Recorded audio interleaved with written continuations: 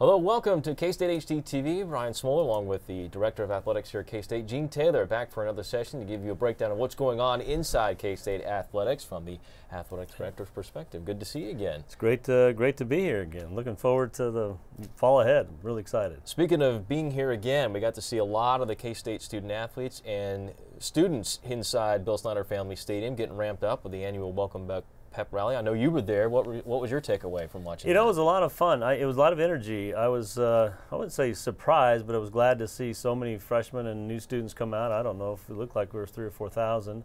Obviously, the convocation before that was an opportunity for them to kind of envision themselves that someday, 4 years down the road, they get to come back to Bramlage and graduate, and then to go into the excitement. And Coach Snyder spoke. A lot of the coaches had a tremendous turnout by our student athletes. All our Student Athlete Advisory Committee reps spoke in front of all the crowd, you know, really just pumping up their team.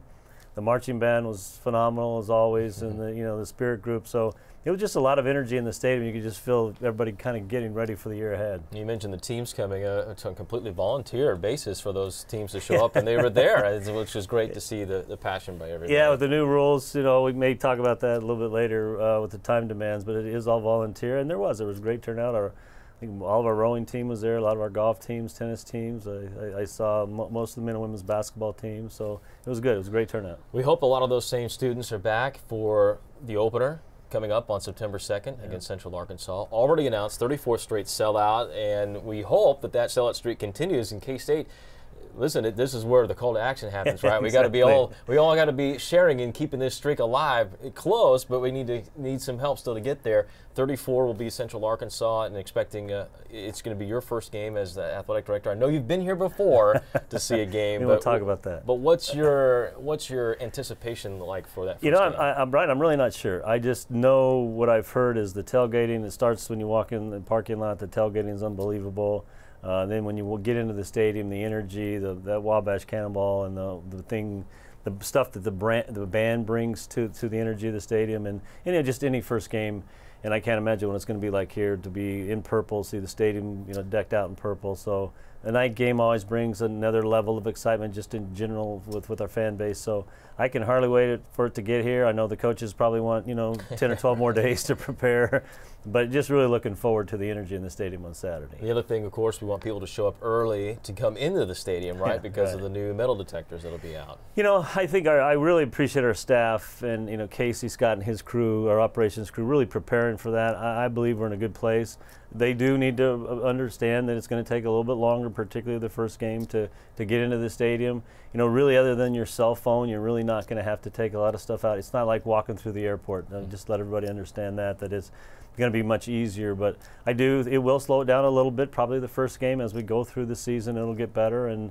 But we're pretty well prepared. We've had a couple of dry runs, and fan base I'm just asking, be patient, and we'll get you in the stadium in plenty of time for kickoff. For those who aren't going to be able to make it to Manhattan, they're going to be able to watch the game not on K-State HDTV this year, but on ESPN3. Recently announced the contract deal with Sidearm Sports for the internet site, but also for ESPN3, a new big and better package for watching exposure. What was your reaction, and I guess your message that you want to convey to fans after that? I think the biggest thing is just we're going to be easier to find, and if it's not on one of our national exposures, it'll be on ESPN3. It's obviously, with our new website, all that content's going to be delivered free, which is going to be exciting for our fan base. But it's just going to be easier to find, and obviously K-State HD and all we do with our program is still going to be a part of that with a lot of our programming down the road. But ESPN3, if it's not a national, then it's going to be on ESPN3, and now you have two places to go find our competition. Yeah, great exposure, especially for the sports like volleyball, women's basketball, Absolutely. Baseball. No more hunting and pecking to find games. It's kind of all in one spot.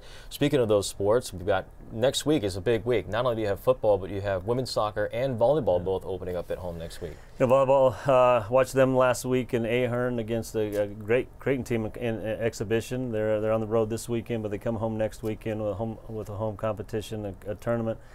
Soccer got a win last night on the road against Oral Roberts. I actually went up to Minnesota with their exhibition game against the University of Minnesota.